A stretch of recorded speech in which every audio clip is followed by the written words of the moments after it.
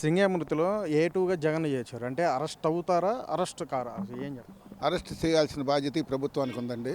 ఎట్టి పరిస్థితుల్లో కూడా. ఎందుకంటే మనందరం ఆంధ్రప్రదేశే కాదు, ప్రపంచంలో ఉన్న అన్ని టీవీ ఛానల్స్ చూసేవాళ్ళు ప్రతి వాళ్ళు కనపడుతుంది. టైర్ కరెక్ట్గా మెడ మీదకి ఎక్కినట్టు కనిపిస్తుంది. ఎట్టి పరిస్థితుల్లో కూడా ఏ2ని అరెస్ట్ చేయాలి. అంటే ఆ వీడియో ఫేక్ అని అంటున్నారు, ఏ అంటున్నారు. పేక్ అంటే పేక్ ఎట్టా అవుతుందండి? పేక్ అవ్వదండి. పేక్ అవ్వకోకుండానే ఇక తీశారు. కనీసం కొన్ని వేల మంది చూశారు కదండి, కొన్ని లక్షల మంది చూశారు. ఎట్టి పరిస్థితుల్లో జగన్ అనేవాడిని ఏ2గా ఫస్ట్ ఏ1గానేమో డ్రైవర్ని అరెస్ట్ చేశారు. ఏ2గా మాత్రం జగన్ అరెస్ట్ చేయాలి. అరెస్ట్ చేస్తేనే దీనికి అతని న్యాయం జరుగుతుంది, అంతేగాని వేరేగా మాత్రం ఏం లేదు. అంటే అది ప్రమాదవశాత్తు జరిగింది కదా, తనకేం సంబంధం అంటే కూడా వారి కార్యకర్తలు ప్రధానంగా చెప్తున్నారు. కనీసం ఏమంటే నువ్వు వచ్చేవాడిని వేల మందిని తీసుకొని వచ్చినప్పుడు ఎట్టి పరిస్థితిలో కూడా రోప్ బ్యాచ్ని పెట్టుకోవాలి, లేకపోతే నీ సొంత స్క్వాడ్ ఉంది, ఆ సొంత స్క్వాడ్ అన్నా కానీ కారు చుట్టూ పెట్టుకోవాల్సిన బాధ్యత ఉంది. అంతేగాని ప్రతి వంట రానిస్తే ఆటోమేటిక్గా జరుగుతూ ఉంటాయి. జరిగినా కానీ దానికి బాధ్యత వహించాల్సింది. అక్కడ మనిషి పడినా కానీ అట్లాగే టైర్ ముందుకెళ్ళిందంటే మాత్రం దాని గురించి ఏమనుకుంటారండి? సభ్య సమాజం తల ఉంచుకుంటుందండి. ఎందుకంటే అసలు ఏం జరిగిందో చూడకోకుండా కూడా కనీసం వాళ్ళు పలకరించుకోకుండా తీసుకుని వెళ్ళిపోతామంటే మామూలు విషయం కాదు. నిన్న కాక మొన్న నెల్లిమర్లో ఎక్కడికి వెళ్ళి వస్తుంటే చంద్రబాబు నాయుడు గారు ఏదో స్కూటర్ ఏదో బైక్ యాక్సిడెంట్ జరిగితే అన్న హాస్పిటల్కి తన అంబులెన్స్లో పంపించేసేసిన ఘనత చంద్రబాబు నాయుడుకి ఉంది. ఇతనేమో పట్టించుకోకుండా కనీసం తన పని తాను చూసుకున్నా కానీ ఎలా చనిపోయాడు ఏంటి కనీసం పరామర్శించాల్సిన బాధ్యత కూడా లేదండి. అంటే వారి ఒక బడా నాయకుడు అంటే పేరు ఎందుకు బడా నాయకుడు అంటాడు, చనిపోయింది మా కార్యకర్తే కదా అని. అంటే 4 విధాలుగా ఈ యొక్క సంఘీయ మృతి పట్ల కూడా ఇటువంటి వాదనలు కూడా వస్తున్నాయి. ఏమంటే మా కార్యకర్త మీ కార్యకర్త అంటే ఒక మనిషి నిండు ప్రాణం పోయింది సార్. నిండు ప్రాణం పోయినప్పుడు మాత్రం దాన్ని జాగ్రత్తగా మాత్రం చూసుకోవాల్సిన బాధ్యత ఉంది. మా కార్యకర్త అండి మీ కార్యకర్త చచ్చిపోతే వెళ్ళిపోతామండి. కనీసం ఇంగిత జ్ఞానం ఉండాలండి ఎవరికైనా కానీ.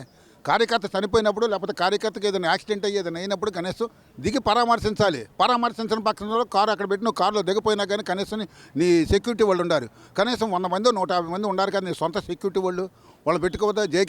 జెడ్ కేటగిరీలో ఉండవు కదా. అలాంటప్పుడు పట్టించుకోకుండా పోతాం అనేది కరెక్ట్ కాదండి.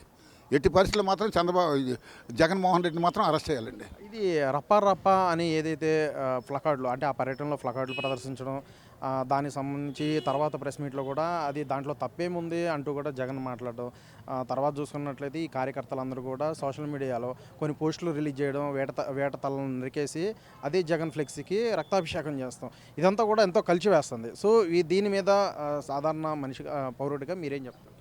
ఒకటే సార్, రఫా అనేసి కొన్ని డైలాగులు చెప్పుకుంటా సినిమాల్లో పనిచేస్తాయి కానీ నిజ జీవితాలకు వచ్చేలాగా వాళ్ళు ప్లే కార్డ్స్ పట్టుకొని మేకల తలకాయలు నరికినట్టు నరుకుతామనేసి పెడతామంటే మాత్రం అది ఎపిసైడ్ సైడ్ చేయరండి. ఎపిసైడ్ సైడ్ ఎవడైనా కానీ.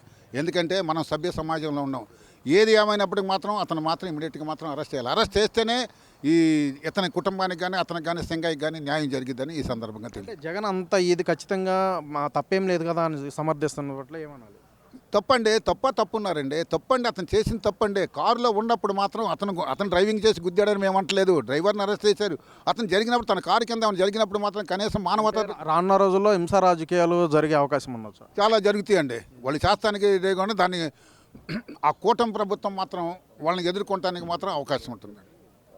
రాబోయే రోజుల్లో 2029 రాజారెడ్డి రాజ్యాంగం కూడా పల్నాడు నుంచే స్టార్ట్ అవుతుందంటూ. అంటే ప్రస్తుతం అంబేద్కర్ రచించిన ఏదైతే రాజ్యాంగంలో అంత ప్రజాస్వామ్యబద్ధంగా వెళ్ళాలి, కానీ రాజారెడ్డి రాజ్యాంగం రానున్న రోజుల్లో నడుస్తున్నట్టు కూడా వారు చెప్పడం కార్యకర్తలు. ఏది ఏమైనప్పటికీ అంబేద్కర్ రాజ్యాంగమే మన ఈ దేశానికి మాత్రం మనకు చిరస్థాయిగా నిలుస్తుందండి. అంతేగాని ఆయన వచ్చి రాజారెడ్డి రాజ్యాంగం లేకపోతే జగన్ రాజ్యాంగం అంటే మాత్రం పనికిరాదండి. అది ఎవడో హర్షించదు. ఎస్సీ ఎస్టీ బీసీ మైనార్టీ వర్గాలు మొత్తం ఏకమై మాత్రం అతను తరిమి కొడతామని ఈ సందర్భంగా తెలియజేస్తున్నాం 2029లో కూడా. అంటే తప్పుల్ని అసలు కూటమి ప్రభుత్వం ఈ విధంగా అంటే జగన్ అయితే తప్పులను కూడా సమర్థిస్తున్న నేపథ్యం, కానీ ఎక్కడ కూడా లా అండ్ ఆర్డర్ సరిగ్గా లేదంటూ కూడా మరి జగన్ చెప్తున్నాడు. ఈ రెండు మాటల వ్యత్యాసం ఎట్లా గమనించాలి?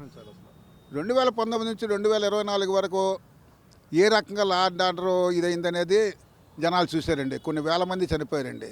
తాగి కనీసం కొన్ని వేల మంది చనిపోయారు. అట్లాగే కొంతమందిని మాస్క్ పెట్టుకోలేదని కానీ లేకపోతే డాక్టర్నే కానీ లేకపోతే నాగమ్మ విషయంలో కానీ ఇలాంటివి జరిగినండి. అలాంటివి ఏదైనా జరిగితే మాత్రం ఒక అమ్మాయిని మన చిత్తూరులో కుప్పంలో చెట్టుకు కట్టేసి అంటే మాత్రం ఇమీడియట్గా మాత్రం వాళ్ళ మొత్తాన్ని లోపలేపించాడండి. దట్ ఈజ్ చంద్రబాబు అండి.